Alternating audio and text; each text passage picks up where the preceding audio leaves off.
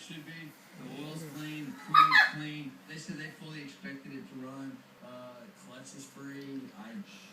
Everything looks good. So what's the big plan here? You're just gonna clean this up and get it rocking and rolling? No. As we have it right now, I mean, basically, I don't want to upset the car too much. I want this car, nice clean stock, beautiful paint, beautiful interior laid out, and then we'll have all the original stuff in the big box. The plan on the 1964 Polo is to give it a top-to-bottom restoration, which means keeping it as original as possible while giving it some modern updates.